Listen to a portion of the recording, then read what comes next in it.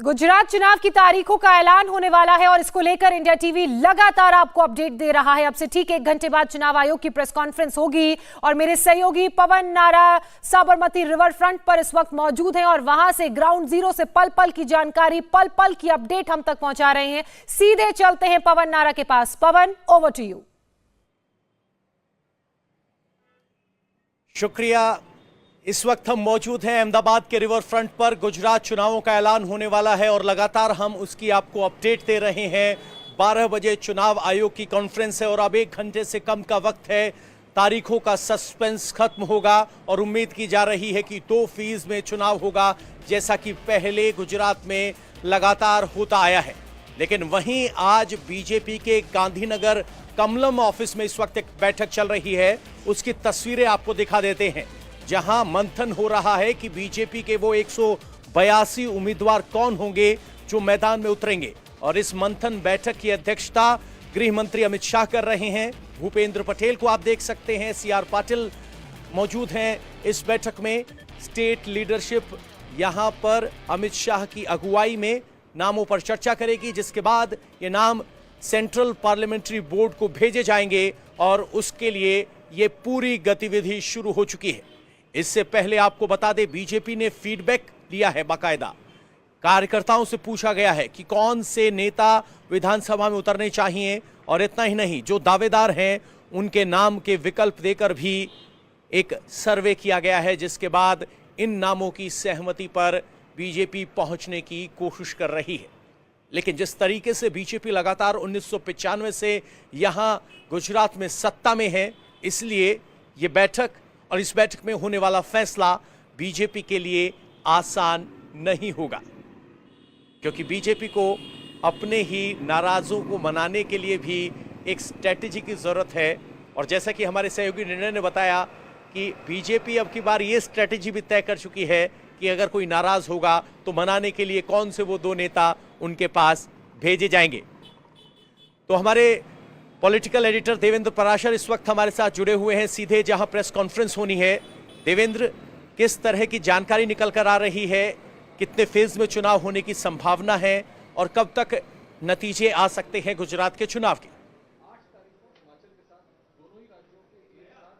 और 2 फेज में ही, क्योंकि आप देखें कि गुजरात के पिछले कुछ चुनाव लगातार 2 फेज में ही होते रहे हैं और इस बार भी हालांकि एक चर्चा शुरू में हुई थी कि क्या 1 फेज में भी चुनाव कराया जा सकता है, इस पर विचार करने की बात थी।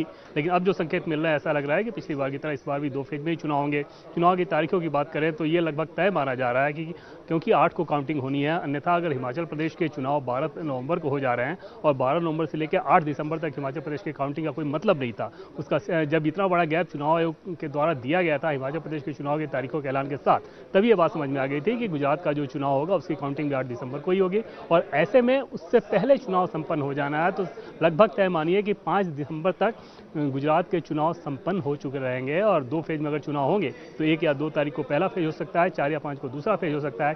एक दिन उसमें एक्स्ट्रा इस लिहाज से रखना होता है कि अगर पुनर्मतदान की स्थिति आती है तो उसका अगले दिन एक रिजर्व रखना होता है। पुनर्मतदान के बाद फिर से उन बैलेट्स को वहां तक पहुंचाने की प्रक्रिया, उसके लिए एक दिन अतिरिक्त दिन रखना होता है। तो कुल मिलाकर 8 दिसंबर के हिसाब से अगर समझें तो ऐसा लग रहा है कि 5 दिसंबर तक गुजरात के चुनाव संपन्न हो जाएंगे।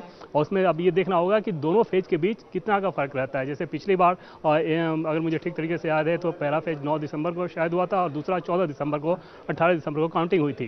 क्या इस बार भी वैसे ही रखा जाएगा? ये बस एक देखने वाली बात होगी। पिछली बार क्योंकि साउथ गुजरात और सौराष्ट्र का पहला फेज हुआ था, दूसरे फेज में नॉर्थ गुजरात और सेंट्रल गुजरात आया था। क्या इस बार भी उसी तरह का पैटर्न देखने को मिलेगा? ये सारी चीज़ें तब साफ हो पाएंगी जब चुनाव आयोग इन तारीखों का ऐलान करेगा आपसे लगभग 45 मिनट बाद। लेकिन चुनाव आयोग की जो जिस प्रकार की तैयारियां थी वो पिछले कुछ दिनों में आप देखें तो एकदम से ये समझ में आ रहा था कि अब कभी भी चुनाव की तारीखों का ऐलान किया जा सकता है। हालांकि देखें तो उसके पीछे की जो कहानी है, कांग्रेस पार्टी उसको अलग ट्विस्ट देने की कोशिश कर रही है। आज भी कांग्रेस पार्टी ने ट्वीट किया है, व्यंग्यात्मक ट्वीट किया है। तो ये सारी चीज़ें तो अपने तरीके से चलती रहेंगी। लेकिन चुनाव आयोग पूरी तरह से तैयार है और अभी जब चुनाव की तारीखों का ऐलान हो जाएगा तो जाहिर तौर पे कांग्रेस पार्टी हो, बीजेपी हो या आम आदमी पार्टी हो, इन सब के लिए एक ज़बरदस्त जोर आजमाइश का मौका गुजरात में देखने को मिलेगा। हालांकि गुजरात में इस बार बहुत हैरानी भरी बात यह है कि कांग्रेस पार्टी अपेक्षाकृत ज़्यादा साइलेंट नज़र आ रही है कि और आम आदमी पार्टी ने जिन कैंडिडेट्स का ऐलान किया है तकरीबन 108 कैंडिडेट्स उन्होंने जो बताए हैं, उसमें आप देखें तो लगभग 90% से अधिक ऐसे होंगे जो कि कांग्रेस बैकग्राउंड के हैं। ऐसा तो नहीं कि दिल्ली में जो कहानी हुई थी कांग्रेस पार्टी वहाँ दोहराने की कोशिश करेगी। क्या पर्दे के पीछे कोई ऐसी अंडरस्टैंडिंग हो चुकी है आम आदमी पार्टी और कांग्रेस के बीच? ये बहुत सारी अटकलें लगाई जाती हैं। इन सारी चीज़ों के बीच बीजेपी के लिए निश्चित तौर पर एक सबसे बड़ी चुनौती जो बीजेपी के नेताओं से बातचीत करने में समझ में आ रही है कि उनको अपना रिकॉर्ड तोड़ना है। पिछले 95 के चुनाव के बाद को अगर आप देखें तो इस बार उनकी ये कोशिश है कि सीटें ज़्यादा से ज़्यादा आए। और आप देखें तो पिछले 1.5 साल में जिस प्रकार से अपना होमवर्क किया है बीजेपी ने, एक झटके में मुख्यमंत्री सहित पूरे मंत्रिमंडल को बदल देना, और उसके पीछे कहानी ये थी कि उनकी अलोकप्रियता या एंटी इनकम्बेंसी उनके साथ तो थी, पार्टी संगठन में भी जो गुटबाजी चल रही थी, प्रदेश अध्यक्ष और संगठन महामंत्री के बीच तनातनी की स्थिति थी। संगठन महामंत्री को वहां से उठा के बिहार भेज दिया गया। जी, उस पर आएंगे देवेंद्र जी, विस्तार से चर्चा करेंगे। ये 2 शब्दों में नहीं हो पाएगा। संजीव श्रीवास्तव जी हमारे साथ हैं। जैसा कि देवेंद्र ने एक नया डायमेंशन दिया है कि कांग्रेस पार्टी 90% कैंडिडेट आम आदमी पार्टी के वो हैं जो कांग्रेस पार्टी इसमें पहले रहे हैं, तो क्या ऐसी संभावना भी हो सकती है कि जिस तरीके से दिल्ली में कांग्रेस गायब हुई, कांग्रेस का वोट शिफ्ट होता हमने देखा आम आदमी पार्टी में, ऐसा कुछ गुजरात में हो? क्या गुजरात में संभव है?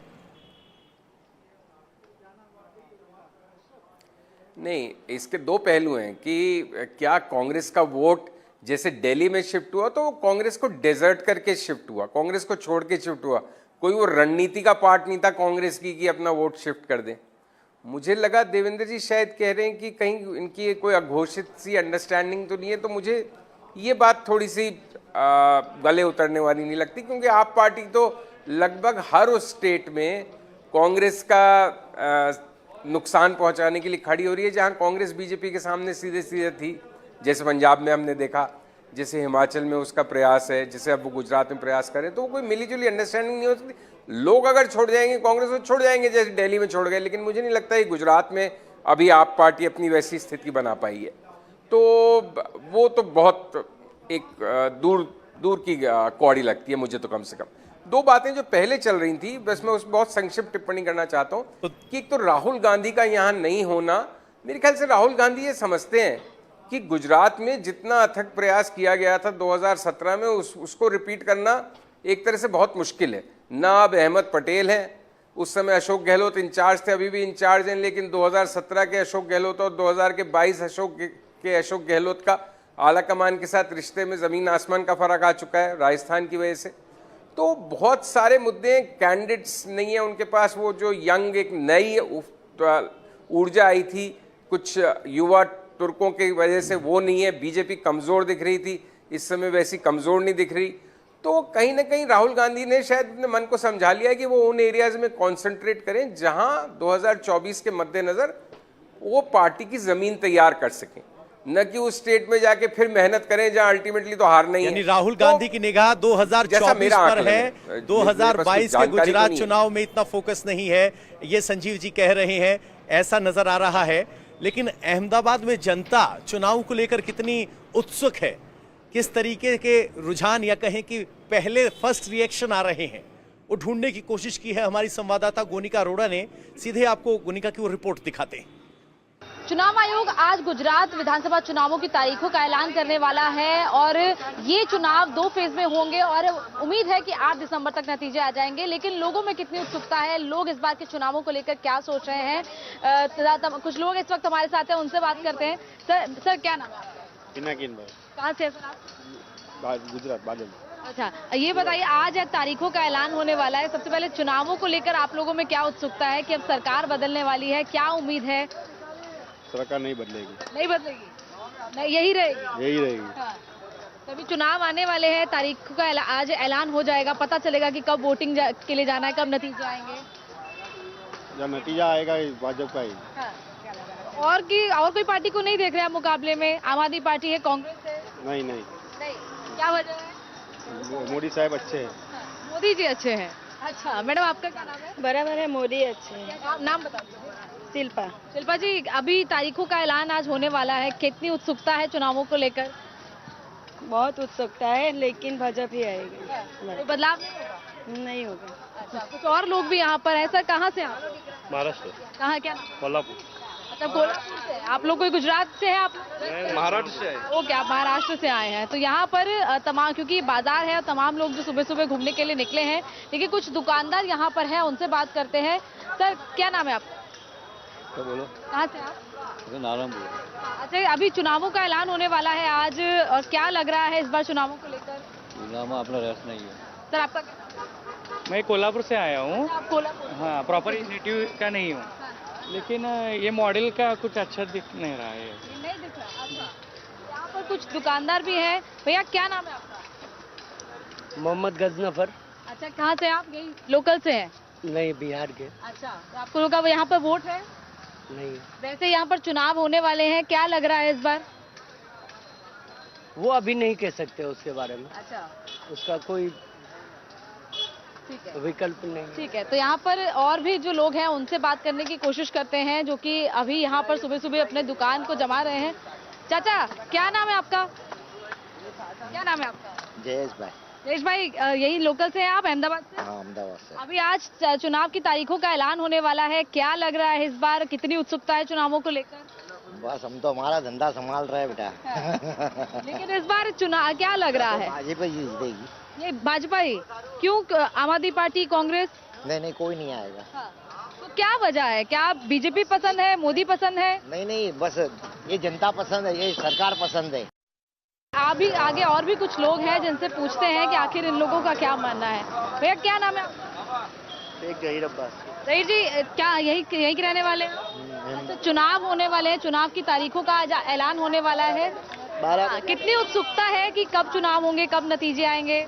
नतीजे इतनी जल्दी थोड़ी आ जाएंगे। दिसंबर तक तो आ ही जाएंगे। हाँ, ये तो उत्सुकता का आएगी। लेकिन मन बना लिया है? एक उंगली बता देगी सरकार को। अच्छा, एक उंगली बता देगी? 4 पाए हिलाने के लिए। तो अभी क्या 4 पाई हिलने वाली है या फिर वही रहेगा जो चल रहा है? फर्क पड़ेगा, मतलब केजरीवाल के वही टक्कर रहेगी। अच्छा, केजरीवाल के आने से टक्कर रहेगी। तो गारंटी कार्ड दे रहे हैं, गारंटी दे रहे हैं। जो फ्री की चीजें कह रहे हैं कि बिजली फ्री देंगे, पानी फ्री होगा, शिक्षा तो लगता नहीं होगा, मगर फिर भी मतलब थोड़ी बहुत टक्कर रहेगी। टक्कर रहेगी। हाँ। सर, मैं आपका क्या नाम है? ना पापा मन। आपका सर क्या नाम है? महाराष्ट्र से। अच्छा, आप महाराष्ट्र से आए हैं, लेकिन चुनाव यहाँ पर होने वाले, यहाँ आपको कैसा लगा गुजरात में? बढ़िया, बहुत अच्छा है। मोदी जी ने थोड़ा विकास किया है। अभी इलेक्शन लगने वाला है तो लोग बोल रहे हैं कि केजरीवाल। वो गुजरात मॉडल सुना था, वो दिख रहा है आप लोगों को यहाँ? इतना तो नहीं दिख रहा है। इतना नहीं दिख रहा है। नहीं। तो और भी कुछ लोग हैं जिनसे बात करने की कोशिश करते हैं। एक चाचा यहाँ पर सुबह सुबह बैठे हैं। क्या नाम है सर आपका? मेरा नाम आसिफ है मैडम। अच्छा जी, यहीं से आप लोकल? हाँ, यही सही है। क्या लग रहा है इस बार आज तारीखों का ऐलान होने वाला है, उत्सुकता है चुनावों को लेकर, और क्या मन बना लिया है? भाई, हमको तो बीजेपी ही लगता है, बीजेपी ही आएगा गुजरात के अंदर। हाँ, क्या वजह है? मतलब बस हमको बस यही दिल में कि बीजेपी अलावा गुजरात इम्पॉसिबल है किसी और का आना। अच्छा, ऐसा क्यों? पहले तो 20-25 साल पहले तो कांग्रेस होती ही थी यहाँ पर। ये हो, लेकिन बस हमको तो यही है कि बीजेपी के अलावा गुजरात का मुश्किल है, इम्पॉसिबल है। और आम आदमी पार्टी अब दिल्ली से आ रही है, वो वादे कर रही है कहीं? आम आदमी का कहना, अगर वो आ भी जाएगी तो मेरे को लगता नहीं है गुजरात, मतलब बीजेपी के अलावा हमें बाकियों के लिए इम्पॉसिबल लग रहा है। ये जनता की बात है, और ये सब चर्चा इसलिए क्योंकि आज चुनाव का तारीखों का ऐलान होने वाला है, और जो सस्पेंस था वो आज 12 बजे जब चुनाव आयोग की प्रेस कॉन्फ्रेंस होगी तो वो सस्पेंस खत्म हो जाएगा। और ये हमारी कवरेज सीधे अहमदाबाद के साबरमती रिवर फ्रंट से लगातार जारी है। हमारे संवाददाता और वरिष्ठ पत्रकार हमारे साथ हैं, और हम चर्चा कर रहे हैं कि 2022 के गुजरात की तस्वीर क्या होगी, तारीखों के ऐलान के बाद मुद्दे क्या होंगे, इन सब बातों पर हो रही है चर्चाएं। लगातार बड़ी कवरेज हमारी जारी है। इंडिया टीवी हर वक्त हर जगह डाउनलोड करने के लिए सर्च करें India TV news Google play store या ऐप स्टोर पर।